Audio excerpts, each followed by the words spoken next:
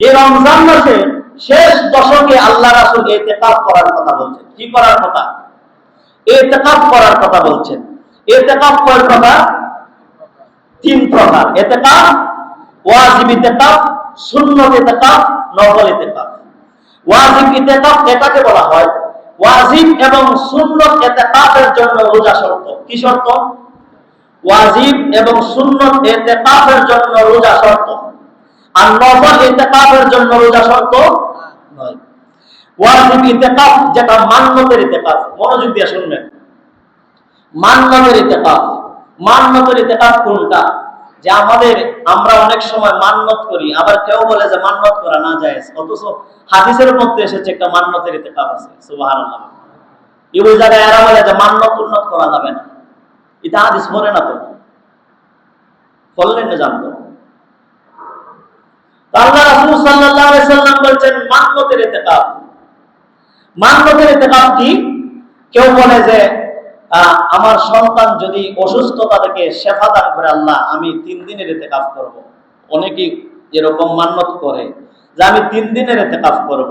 যদি মহিলা এই ইতিকাফের নিয়ত করে এবং মহিলা ইতিকাফের নিয়ত করে, তাহলে মহিলা এই 3 দিন রোজা রাখা অবস্থায় একটা ঘরের মধ্যে সে আবদ্ধ অবস্থায় সে ইতিকাফ পালন করবে, রোজা রাখা অবস্থায়। আর যদি পুরুষে এই মান্নতটা করে, তাহলে মসজিদে সে ইতিকাফ পালন করবে 3 দিন রোজা রাখা অবস্থায়। বুঝাইতে পেরেছি?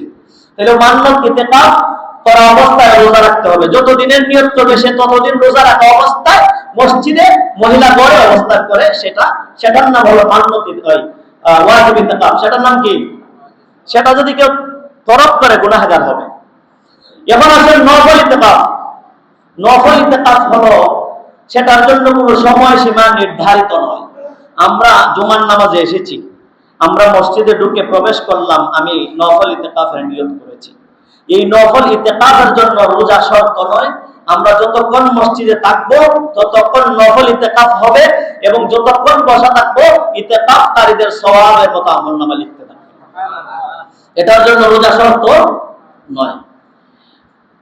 এখন আসে সুন্নত ইতিকাফ। সুন্নতে মুআক্কাদা আলাল কিফায়া। সুন্নতে মুআক্কাদা আলাল কিফায়া, যে ইতিকাফ রমজানের শেষ দশকে পালন করা হয়। রমজানের শেষ দশকে পালন করা হয়। রমজানের শেষ দশকে আল্লাহ রাসূল সাল্লাল্লাহু আলাইহি সাল্লাম রমজানের প্রথম 10 দিন একবার রোজা রেখেছেন। কেন রেখেছেন আমি পরে বলবো।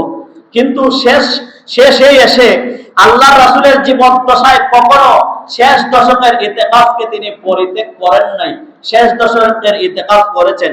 আর এটাকে বলা হয় সুন্নতে মুআক্কাদা আলাল কিফায়া। সুন্নতে মুআক্কাদা আলাল কিফায়া।